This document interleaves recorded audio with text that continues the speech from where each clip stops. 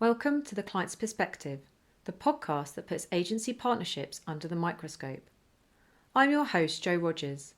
I have nearly 20 years of experience in marketing, straddling both agency and client side, and I've seen firsthand how pivotal the agency-client relationship is. Each month, we delve into this dynamic world, from the essentials of a winning pitch to the secrets of lasting partnerships, and even the occasional war story. We've got it all.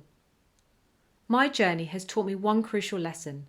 Understanding and servicing client needs is the bedrock of successful long-term collaborations, and that's what we're here to explore. So stay tuned for insights that could redefine your approach to collaboration and success.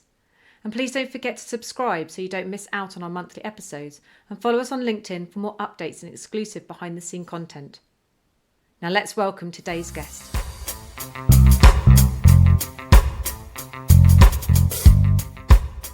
It is my absolute pleasure to have on the podcast with me today James Kissell, Global Head of Agile Marketing at Fujitsu. I, of course, know the wonderful James from my time working at Fujitsu in the Global ABM Centre of Excellence, and I couldn't think of a better person to join me on my podcast. James comes with an extensive career in marketing and a wealth of experience working with all different sizes and types of agencies.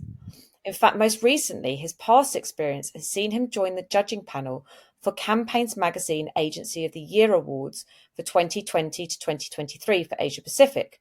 And hot off the press, James has just been asked to join the global judging team for Campaign Magazine. So I'm excited to hear what criteria he looks for when he's judging, as well as when working with agencies. So grab a coffee or the dog for a walk and settle into a fun session packed full of useful insights.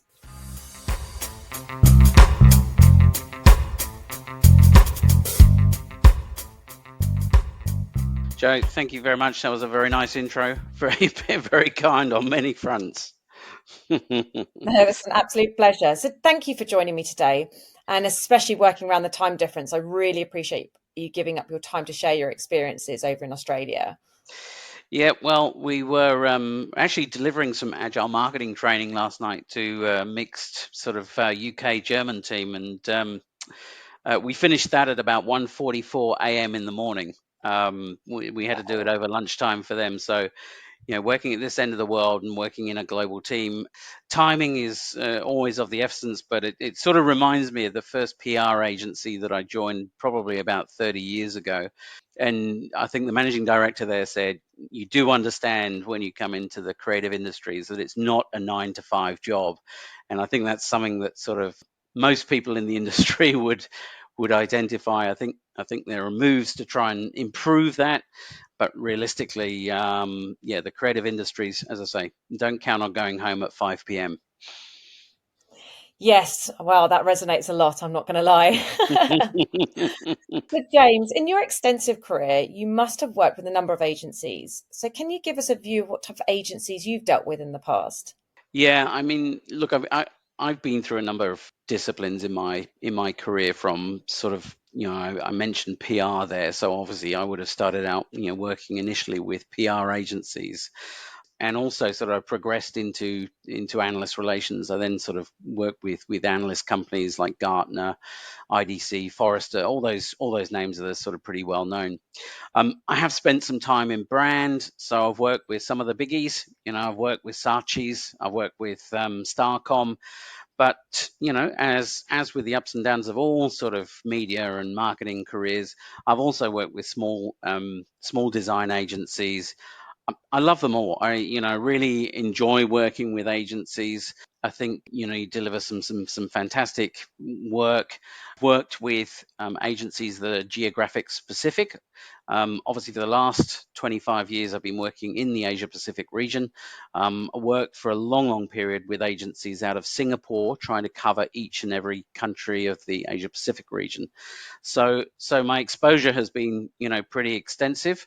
I like to hope that I'm a pretty good client with my agencies. And I think over time we've generated a lot of really good work for our organizations and for the agencies themselves.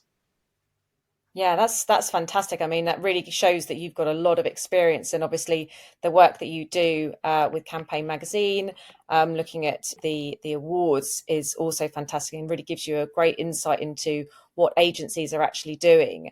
And so, having worked with all these different types and sizes of agencies, for you, what are those key qualities that make an agency stand out above others? Look, when I thought about this question, you shared very kindly with me before.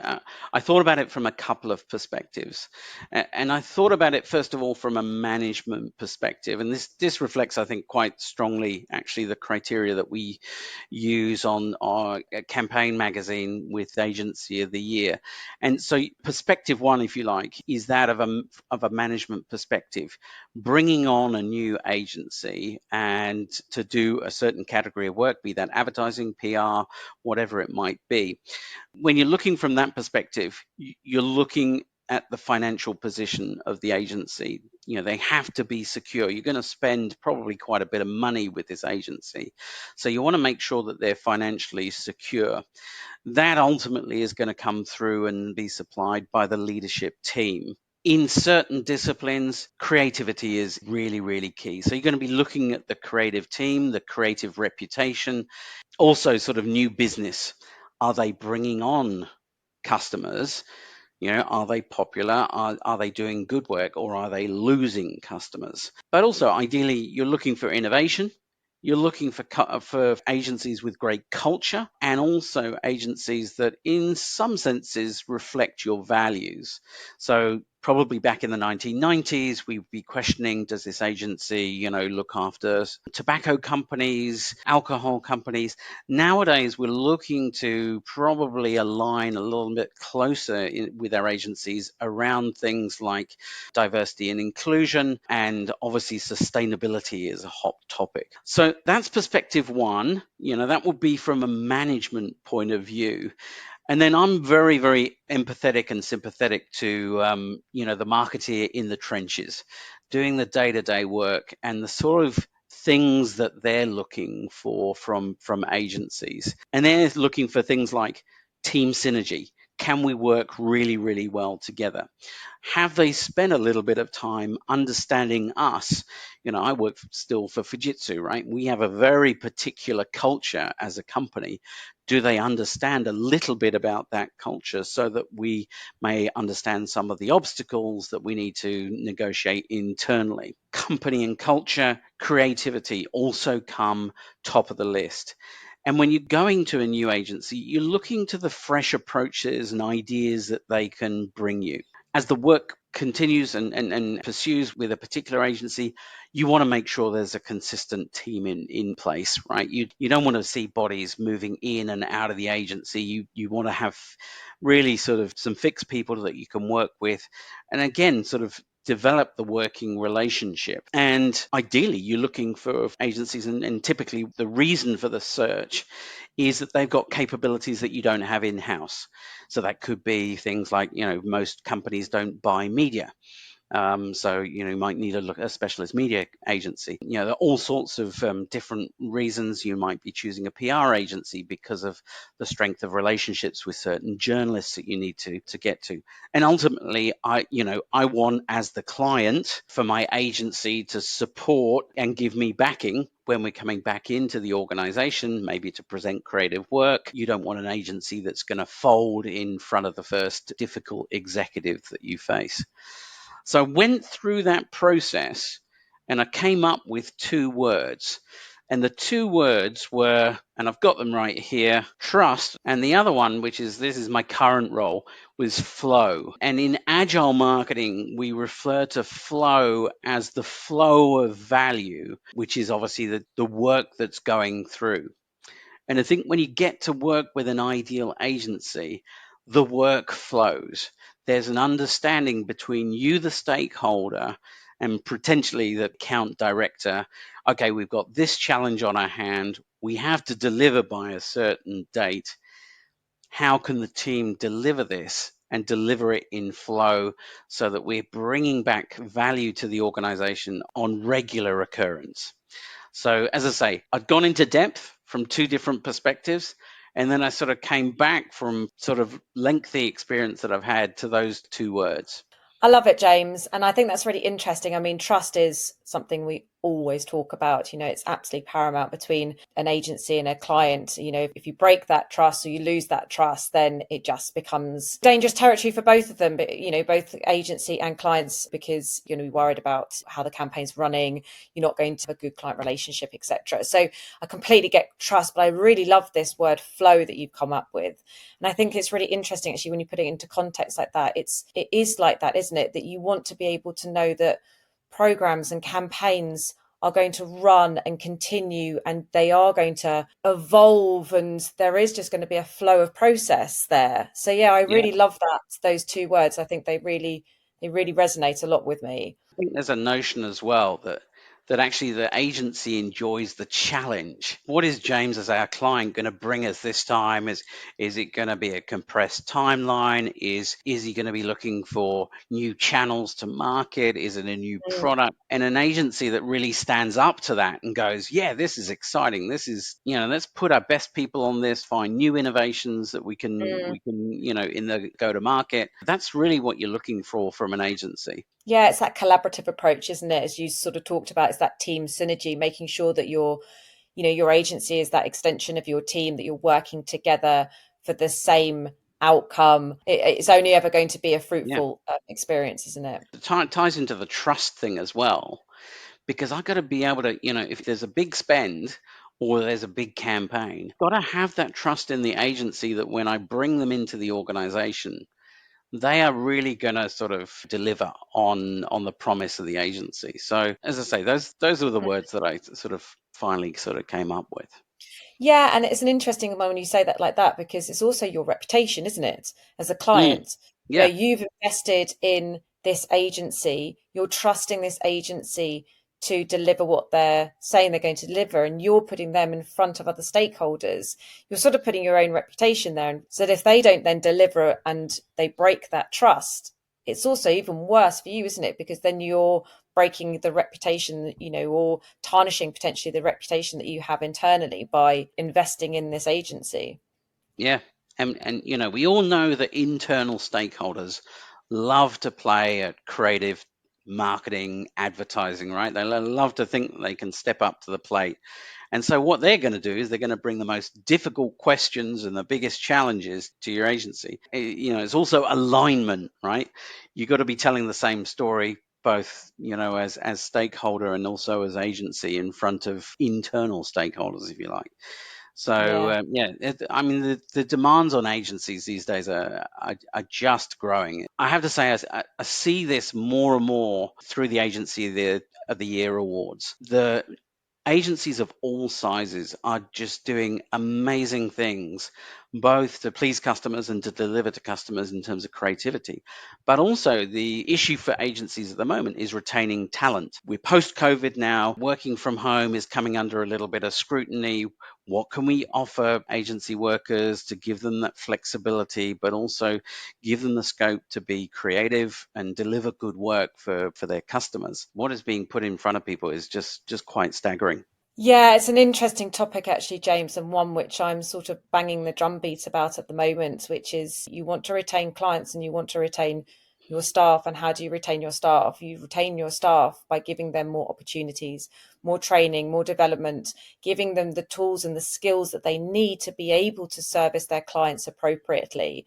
As you say, clients want more from their agencies. They want that strategic advisor. They want someone to go in and talk competently about the strategy, about what's next, how we can develop programs, how you can support in different areas, which means that your account directors and your teams that you're working with in your agencies need to be able to have that skills to be able to competently have those conversations. If you're giving team members those skills and those opportunities and that training to develop themselves, and that they feel valued within an agency, there isn't any reason to need to leave. If you're being given exciting opportunities, great clients, and you're being invested in, then they stay. If people don't feel like they are valued and that they have got opportunity there, then they look for the next exciting role, don't they? Yeah. Yeah, I think so. I mean, and that's absolutely true, sort of about all organizations. I mean, the other thing, right, which is key for retention is culture. You've ever walked into an agency with fantastic culture, you feel it walking through the doors, and it sort of resonates through creative teams or account teams. You just know that they've got it, right? And to come back to my two big words, you know that you're going to be able to achieve flow with these guys because they're clearly sort of working in tight collaboration. They know each other's strengths and weaknesses. They know who's going to be the guy who's going to put the ace media sort of strategy together. You know the creative team's going to execute it, and together, client and agency, you're going to deliver a really good job for your organization. Yeah, absolutely. So, look, James, we've talked about your sort of views and perspective on what makes a good agency, but obviously you've worked on the Campaign Magazine of the Year. What are the key criterias that agencies need to respond to, when you're looking at that and trying to decide on who's Agency of the Year? What are those criterias that they need to be prepared to answer? It's probably closer to that business bundle that I talked about. What are you looking for in an agency if you're looking at it from a management or from a procurement perspective? So you're looking at business performance first and foremost. Again, it's that financial security thing and governance. You don't want to be looking for agencies that are not secure. It's Campaign Magazine. So obviously they're looking at creative excellence, standout campaigns, and also new accounts. It's all integrated because new accounts ties very closely into financial performance. And then creative excellence, through the industry, who's doing well and who's putting out the big campaigns. Again, you want an agency ideally that is sort of aligned in some senses to your values. And, some companies will go with slightly more conservative agencies versus those sort of radical, right out there sort of agencies who you're looking to sort of make the breakthrough through creative campaigns, innovation, culture, and also it's strangely enough what one of the criteria we judge on is actually staff retention. So we are looking at those initiatives that are put in place for employees to motivate them, to retain them, and to get them to perform higher. We are starting to look at sustainability and diversity and inclusion issues. What is the agency doing to make sure that there is diversity through their workforce? Is there a spread of people that truly represents the society that they sit within? Well, that's really interesting and useful information, actually, James, and ties into exactly what you've been talking about earlier. One of the things which I've been thinking along the conversation that we've had here is obviously we've been looking and talking a lot about what agencies need to do to be a great agency and to be a great support to their clients. But as a client, do you also think that you're responsible for getting the best out of your agency? And if so, how do you go about doing this? Yeah, as the interface, I guess, to the agency from the organization, it absolutely sits on your bill. The agency has to perform because, particularly, when you look at the high end stuff, when you're going into advertising and advertising connected with media, you're spending quite significant amounts of money. There has to be a return shown on that, and therefore the agency has to perform. Now, I'm a bit old school in this sense. I've got the Asian experience to be able to be old school, but I am a really, really religious about the agency brief and making sure front end that I, as the stakeholder, have gathered as much data, as much information, completed an agency brief to its fullest extent such that we've got a working document that we can go to and basically use as a blueprint for moving forwards. I think if you haven't got a brief in place, you're at a backward step from day one. You're wasting agency time. They're trying to guess what you're actually trying to get to. And agency briefs get reviewed. So even once you've written the brief, there's an opportunity for the agency to challenge what you got in the brief. They might want to bring sort of alternative perspectives. They might want to have different data, which shows alternative views of a market. They might have new go-to-market channels that they want to exploit or they want to recommend to you. So, to my sense, the agency brief is my biggest building block. And the second thing is me as the stakeholder is responsiveness. I've got to be responsive to the agency. The agency's going to have a heap of questions at all stages of a campaign or whatever piece of work that you're putting together.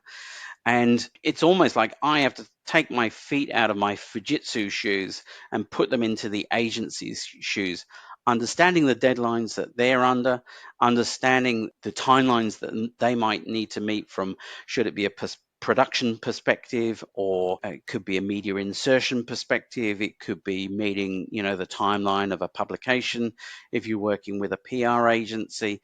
So, as I say, two key things in my book is, number one, the brief, and number two, making sure as a client I'm uber responsive to the agency.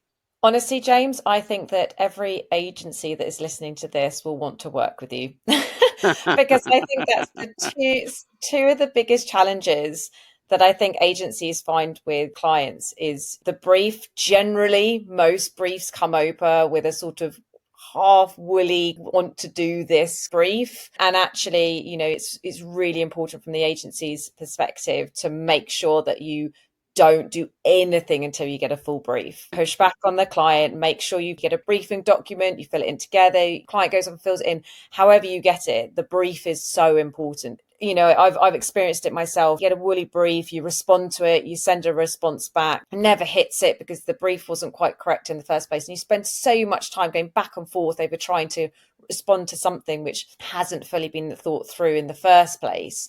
So absolutely couldn't agree with you more. That briefing part is so fundamental for both parties to make sure that everyone is completely clear on what it is you're trying to achieve so that the agency is able to respond appropriately to it. And then absolutely the response times. And I talk a lot about this with agencies because I do think it's a real big frustration in that respect, because they're having their feet held to the fire to deliver at a certain point and a certain time, because with all of these things, time is critical to get into market, to start showing results. But you're then so reliant on clients to actually review, respond, do what you need them to do to be able to then progress it and be able to continue to have the relevant things that are booked into resource planning, etc. So if a client can support in those two areas alone, it would make agency life so much easier. Yeah, absolutely. Sometimes there are gaps in the brief, but actually that's where creative interpretation comes in from agencies. And I'm probably thinking in design and collateral and advertising project. There still has to be a gap in the brief, because otherwise there's no room for creative interpretation. But as I say, the onus on the stakeholder is to make sure it is as complete and as guiding, I think, to the agency as possible. Yeah, absolutely. So, James, what do you think is the future opportunities for the growth of agencies at the moment? We talked about this a little bit, and I think, look, AI is the obvious answer at the moment. It's in all of our face. It's almost like a mad Klondike rush to understand the value that can be milked out of AI. And those agencies that get there quickly, they're going to be able to charge premium rates, make a lot of margin when they discover those sort of compelling propositions that AI can deliver. But I had a second think on this, Joe, and I was thinking it's a personal frustration of mine, because I used to work at BlackBerry in about 2012. And in 2012, we were already doing mobile advertising. And I think there's still a huge, huge gap there. And I'm inspired by a number of things, or sort of scared by a number of things. One is the number of times my daughter looks at her mobile phone, right, each day. And I think that medium and that channel just hasn't been exploited sufficiently. Obviously, companies like Meta have managed to sort of dig into it and sort of actually make it part of their framework. But there are tons of apps, there are tons of sort of functionality on mobile devices. And I think the number for Australians, look at our mobile phones, about 243 times a day. If you compare that to fractured TV viewing, Radio is, other than the major stations, is really struggling. That's a channel that still, to my mind, for agencies, is begging to be exploited a lot better. So as I say, I try to skip the obvious, which is AI, and look at something sort of a little bit alternative.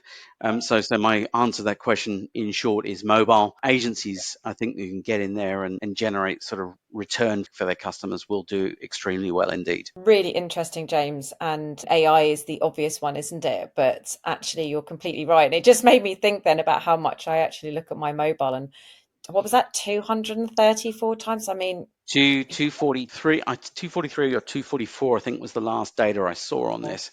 But I suspect my daughter is out to break the record, yeah, which, as I say, scares me at the same time. As an advertising or a marketing medium, I think there's a lot of mileage to be gained there, and that'll take away from mainstream media. There are people out there who continue to support both print and also TV media as ideal channels. I think they are still effective for consumer goods, but I don't work in a consumer goods market. I work in the enterprise IT market, so those are not effective channels for us. But I certainly think, as I say, mobile as a channel still could be exploited by agencies a lot better. Well, take note, those that are listening. That's maybe a channel that you need to start to bring into the mix. James, this has all been really super interesting, and I've loved listening to all of your thoughts and experiences that you've had. We do have a tradition on the podcast that all clients sort of end the session giving our listeners a sort of a war story working with an agency. So do you have a scenario that sticks out for you that you could share with the audience that, maybe what could have been done to prevent this situation from getting to the point that it did? Yeah, there's a campaign, and I certainly have to be a little bit circumspect here to protect the innocent. I'll give the year, but you'll have to guess who the client was or who the organization that I was working for at the time. I was running here in Australia, in Sydney, probably the biggest campaign I've ever run. From recognition, we were spending about 16 million Australian dollars over about 4 months, multi-phased campaign, out of doors, activation, social media, PR, AR, field operations, events, you name it. We were a challenger brand, basically trying to regain market share. And we had many different elements going, as I say, media, PR, AR. And there was just one element of the campaign which went viral, but not viral in a good way. It was an activation. We had hired a PR influencer, filmed the activation from inside a store, and we ran this activation actually in Sydney, both in Sydney and in Melbourne. In Melbourne, nothing happened. In Sydney, it went absolutely ballistic. As I say, totally viral, but not in a positive sense. The CEO at the time was featured in the Wall Street Journal. As a result of this campaign, it was shut down all areas as soon as this broke. So you can imagine you've got massive media campaigns, and everyone was all hands on board, really and truthfully, to shut down the campaign. The entire team, and there was a big team on this agency. We actually had in the organization, we had 5 marketing teams, and we combined all budget to basically do this. Everyone had worked incredibly hard. Everything has been incredibly well prepared, and it was just perception of this one element, and it just was linked to the financial performance of the company at the time. And whilst we were projecting a very sort of positive outcome, it was taken very negatively in the market. That was the end of that campaign. Gosh, sometimes they say negative, what's the phrase? Negative. No such thing as negative Yeah, PR I or suppose whatever. maybe there is. Yeah, the organization we were working for, quite frankly, at the time was the whipping boy of the press. And that was because of the rise of one of our key competitors who could do no wrong. And yeah, just someone leapt on that sort of perspective. That's not necessarily the agency's fault. As you say, you can create a great creative or, a story, but sometimes it is perception, isn't it? You just got to be a bit careful about how people might take it. That is the challenge, isn't it? Sometimes when you go in with something that's a slightly disruptive, it might not always land the way you want it to. And this campaign was disruptive. I mean, we had media blackout periods. So we bought media and we put nothing on that media. And then we had a reveal phase, where we suddenly uncovered what was behind the media buy. And as I say, we were running all these different elements together. And as I say, the market just took a bad turn on this particular activation. And from there on, as I say, you think you're in control as both client and agencies of the campaign, and realistically you're not. Ironically, the campaign from a return on investment perspective was successful. We regained 25% market share in a very short period of time, I hasten to add, but then as we'd killed the campaign, we lost it as a follow-on. But, the reaction to that one element was absolute killer to it. And no, it's definitely not the agency's fault. And there were so many agencies involved, as I say, it was, you couldn't point the finger, quite frankly. Just one of those campaigns where you can see how well it could have gone, and then just one little element ended up being taken the wrong way and then ends it all. It's a real shame, isn't it? It'd been interesting to see how it would have done if that hadn't have happened. With the wrap up, the wrap up video is still in existence. The agency still holds copies of this, and somewhere I've probably got a copy of it as well. But should probably be more like A Nightmare on Elm Street than than anything else. But you learn a lot from those experiences. Oh, lessons learned for sure. Well, thank you so much, James. It's been an absolute pleasure to have you on the podcast, and it's been super interesting. There's been loads of food for thought, loads of insights. Your experience is, incredibly varied, and really, really appreciate you coming on and just sharing your thoughts. So thank you so much. And I'm sure that everyone that's been listening has found this session really valuable. So thank you so much. And again, for your giving up your time. I know it's late in the day, so I really, really appreciate it. Not as late as it was last night. Not as late. This is an early finish for global workers in the Australian market. I know my colleagues are still on calls. I know, and I thank them for excusing me from them. But it's a pleasure to come in, and when I reflect back on the agencies, and I made a comment at the beginning. I love working with agencies. I love digging into that creativity, and as I say, being in the flow of work that's delivering value. So as I say, it's more my pleasure to be a part of this, and I can't wait to see the edits. Great. Thanks so much, James. And we'll speak again soon, no doubt. Cheers, Joe.